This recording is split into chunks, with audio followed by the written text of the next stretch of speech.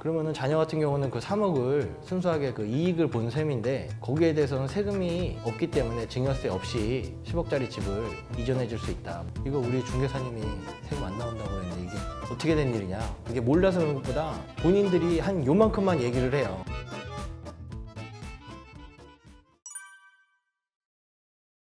무신결에 가족 간에 계좌이체를 많이 하잖아요. 뭐 부모님한테 용돈 드릴 수도 있고 제가 받을 수도 있고 뭐 급전이 필요해서 부모님한테 돈을 빌릴 때 나올 수 있는 계좌이체, 진짜 부모님이 주시는 증여해주는 계좌이체. 그래서 뭐 계좌이체 내용만 보면은 아빠 이렇게 되어 있다 쳐도 그 성격이 다 다를 수 있다는 거죠. 그런데 만약에 이 계좌라는 게 상속세 조사를 하게 되면은 그 돌아가신 분을 비롯해서 그 가족들까지 10년간 계좌 거래 내역을 확인을 하게 돼요.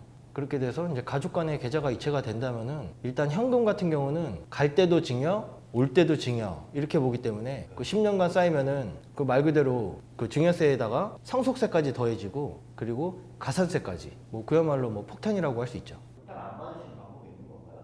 상속세 어쨌든 조사를 대비를 한다는 마음으로 돈에다가 이름표를 붙여놓는다고 생각하시는 게 가장 좋습니다. 그러니까 돈이 왔다 갔다 하는 이유가 있을 텐데 그 이유에 대한 증빙을 하다못해 그 계좌 메모할 수 있잖아요. 계좌 이체할 때 거기다가 나중에 보더라도 알아볼 수 있게 좀 적어놔야지. 왜냐면은 본인 계좌라도 한 뭐 10년 전 거 알 수가 없어요.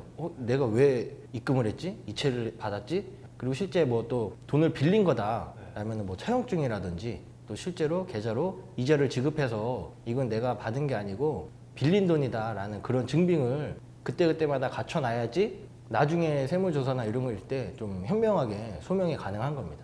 배우자끼리 모아하는 거는 세금이 안 된다요?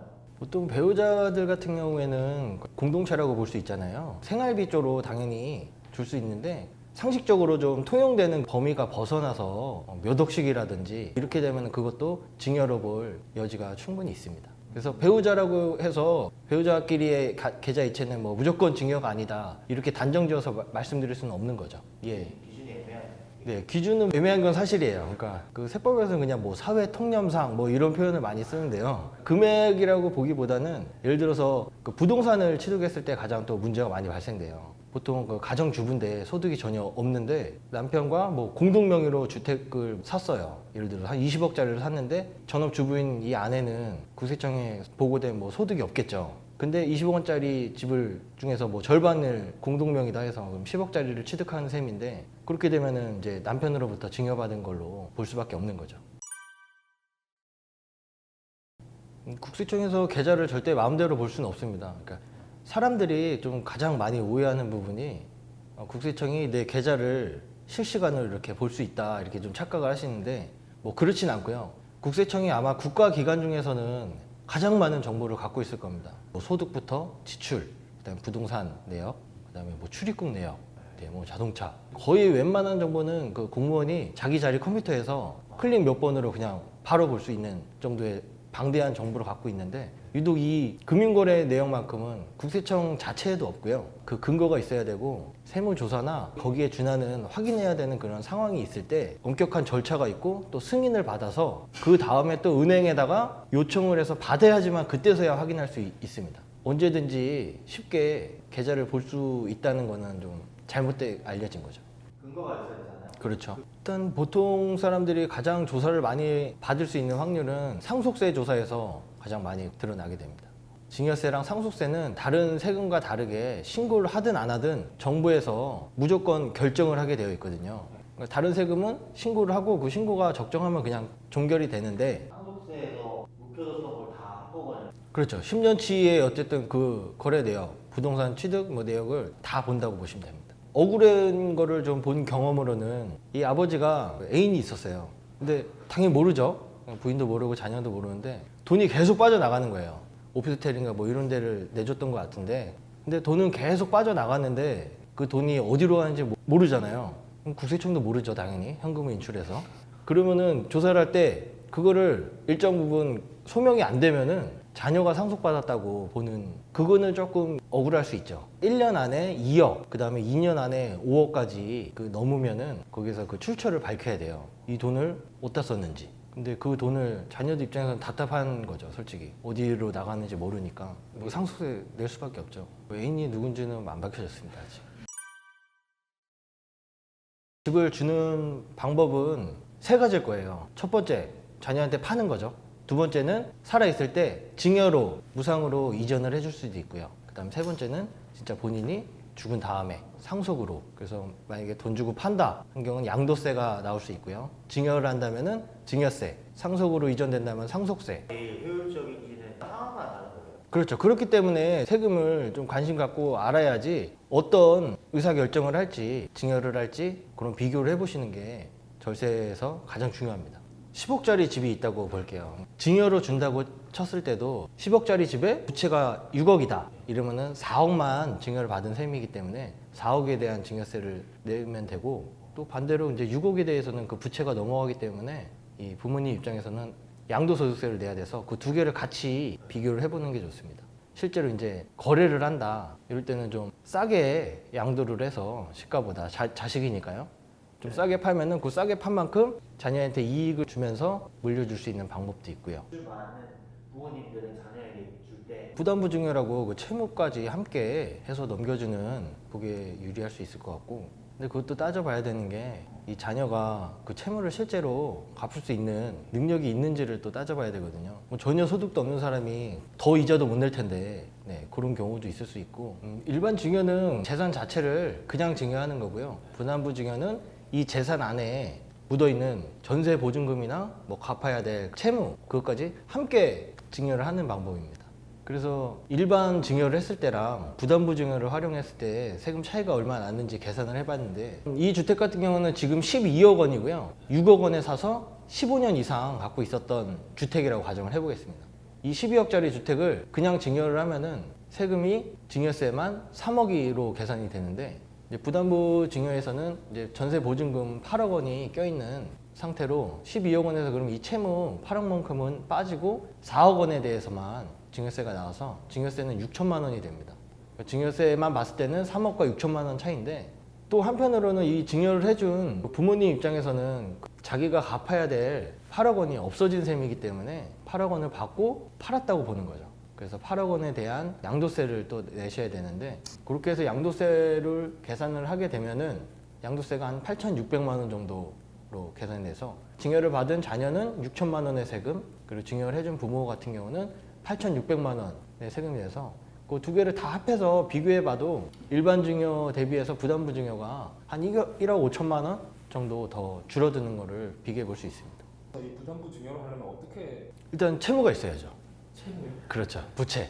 본인 사는 집에다가 전세를 들여가지고 그 상태에서 만들어 놓고 증여를 하는 방법이 있을 수 있고요. 근데 부담부 증여라고 해서 무조건 또 절세가 된다고 말씀드릴 수 없는 게, 그 전에 양도소득세 중과 때는 이 부모님이 다주택자로 간다면 양도소득세 부담이 있기 때문에 오히려 부담부 증여가 세금이 더 많이 나올 수도 있는 그런 상황도 있기 때문에 그냥 증여가 날 수도 있죠. 그 자녀한테 집을 주는 방법도 여러 가지라고 말씀드렸고요. 그리고 또 어느 방법이 가장 유리할지는 본인의 상황이나 그런 거를 따져봐야 되기 때문에 전문가나 이렇게 찾아가셔가지고 본인한테 맞는 의사결정을 할 수 있게 상담을 받아보시고 일을 진행하시는 게 가장 좋다고 생각합니다. 증여세법에서는 시가랑 파는 가격에서 최대 3억 원까지는 30% 싸게 팔 수 있거든요. 그래서 기준으로 나온 게 10억인 거예요. 그 둘 다 만족하는 게. 30% 최대 3억이니까 10억에서 3억을 뺀데 7억까지는 자녀에게 팔아도, 그러면은 자녀 같은 경우는 그 3억을 순수하게 그 이익을 본 셈인데 거기에 대해서는 세금이 없기 때문에 증여세 없이 10억짜리 집을 이전해 줄 수 있다. 그런 걸 소개해 드린 겁니다.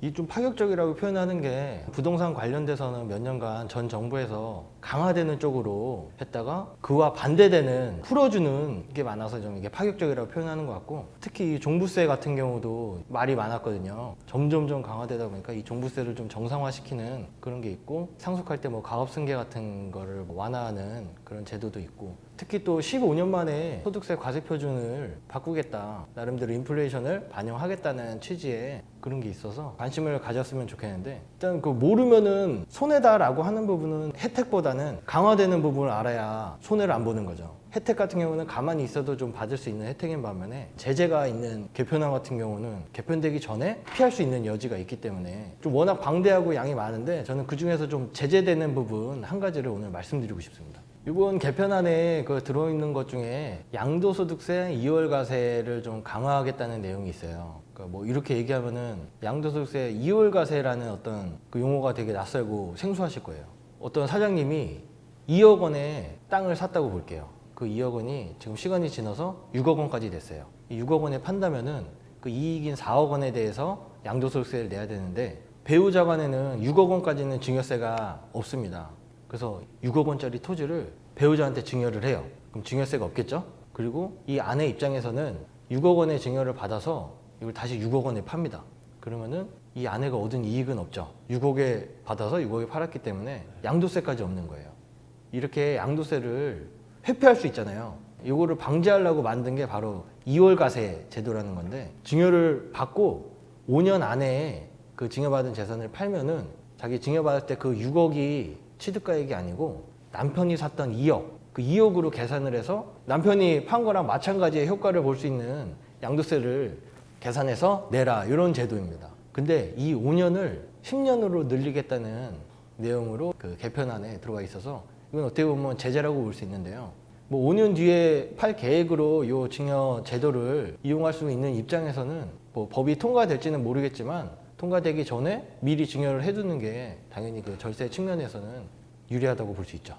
배우자끼리는 6억 원까지 증여세가 없기 때문에 가장 큽니다. 증여세를 안 낼 수 있는 금액이. 이 배우자를 통해서 그런 사람들이 실제 많았다는. 많죠. 그리고 5년 안에 안 팔더라도 그만큼 배우자는 그 취득가액을 높일 수 있기 때문에 이익이 줄은 만큼 양도세도 줄어서 이건 뭐 탈세가 아니고 어떻게 이용할 수 있는 그 부분 중에 하나인 거죠. 그리고 2023년부터 또 적용되는 게 해외 주식 같은 경우는 저희가 이제 주식 양도소득세를 내야 되는데 근데 아까 말씀드린 대로 이렇게 배우자한테 증여를 해서 배우자가 팔면은 양도세를 좀 이게 줄일 수 있는 부분이 지금까지는 아직 반영이 안 돼 있어요. 근데 2023년부터는 똑같이 2월과세 제도에 들어오기 때문에 그걸 활용할 수 없는 것도 좀 참고하셨으면 좋겠습니다. 그러니까 주택이 두 개인 상황에서 한 채를 팔려니 중과가 되는 과정에서 양도 차익도 크고 너무 부담이 되니까 아예 이혼을 하면서 각각 한 채씩 가져가는 겁니다. 그러면은 이제 1주택자씩 되겠죠. 그걸 이용해서 양도세를 안 낼 수 있는데 뭐 실제 이혼한 거라면 상관없지만 양도세를 회피하려고 위장으로 이혼했다면은 또 그건 문제가 될 수 있겠죠. 그 취득세 부분에서 이게 바뀝니다. 부동산 같은 경우는 살 때 붙는 세금이 취득세라고 말씀드렸는데 지금까지는 공시되는 가격으로 취득세를 매겼는데 이거를 시가 인정액이라고 해서 뭐 현재 거래되는 시가로 취득세를 내겠다. 그러니까 일반적으로 그 공시되는 가격보다는 실제 거래되는 시가가 더 높기 때문에 취득세도 그만큼 올라갈 수밖에 없다. 또 2월과세 제도가 강화되는 부분 이런 것까지 함께 고려한다면은 2022년이 증여를 한다면은 뭐 최적의 골든 타임이다 이렇게 말씀드릴 수 있죠. 두 가지를 말씀드려보고 싶어요. 첫 번째로는 그 주변 지인들 말을 너무 지나치게 신뢰를 하는 경우가 있더라고요. 본인 입장에서는 주변 말만 듣고 비과세다 이렇게 신고를 했는데 막상 비과세가 요건이 안 돼서 뭐 세금을 또 맞게 되면은 찾아와서 얘기를 하죠. 이거 우리 중개사님이 세금 안 나온다고 그랬는데 이게 어떻게 된 일이냐. 그리고 뭐 주변 내 친구도 이렇게 했는데 세금 안 나왔다. 아니면 환급을 받았다. 근데 왜 나는 오히려 환급이 아니고 세금을 내냐. 그러니까 이게 보면은 중개사분들이나 이게 몰라서 그런 것보다 본인들이 한 요만큼만 얘기를 해요. 사람마다 다 다른 건데 또 친구로 요만큼만 보는 거죠. 그 친구의. 그리고 자기한테 그대로 대입을 해서 불이익을 받는 경우가 많다고 봅니다. 똑같은 옆집 사는 아파트를 팔았는데 자기 세금 안 냈다. 그럼 나도 세금 안 내겠지? 그럼 그런 식으로 해서 오히려 신고를 아예 안 해버리는 경우도 있고요. 그분은 1세대 1태 비과세 요건이 됐었던 거고 이분들 같은 경우는 뭐 2년을 거주를 다 안 했다든지 아니면 주택이 하나 더 있다든지 보유 기간이 좀 부족하다든지 그리고 두 번째로 말씀드리는 건 이거는 실수라기보다도 세금에 대한 마음을 다르게 생각해 보시면 어떨까. 세금 내면 바보다. 이렇게 마치 세금은 안 좋고 절대 내면 안 되는 거. 당연히 세금은 아까울 수 있죠. 근데 그것보다도 어느 정도는 세금을 낸다는 마음 안에서 절세할 수 있는 부분을 찾아서 가는 게 좋지. 뭐 무조건 세금을 안 내겠다 이런 마음으로 차명계좌를 쓴다든지 잠깐의 세금은 줄일 수 있어도 이게 언젠가는 다 들통이 나서 그 이상으로 돌아오기 때문에 국세청이 이제 세무 조사를 하면은 많은 부분이 이 차명 계좌거든요. 다른 직원이나 그런 명의로 현금을 유도해서 입금을 받는 거죠. 근데 이게 차명 계좌는 무조건 이 제보가 들어와요. 고객이나 이 사람 사업자 등록장에는 박명균인데 왜 이 계좌는 홍길동이지? 이러면서 그러면은 그게 이제 매출 누락이 돼서 거기에 대한 가산세가 뭐 40%나 돼요. 그러니까 원래 내야 될 세금의 40% 이상 더 낸다고 보시면 되고 밝혀질 수밖에 없다는 걸 좀 아셨으면 좋겠습니다. 머니인사이드 구독자 여러분, 세금은 아는 만큼 절세가 되는 거고 절세가 곧 나의 이익이 되고 이 이익이 이어져서 부자가 된다고 생각합니다. 세금에 관심을 갖고 어느 정도 공부도 해보시면서 구독자 여러분 모두 부자가 됐으면 좋겠습니다. 저도 시작한 지는 얼마 안 됐지만 유튜브 채널 조그맣게 운영하고 있으니까 더 궁금하신 거 있으시면 찾아오셨으면 좋겠습니다.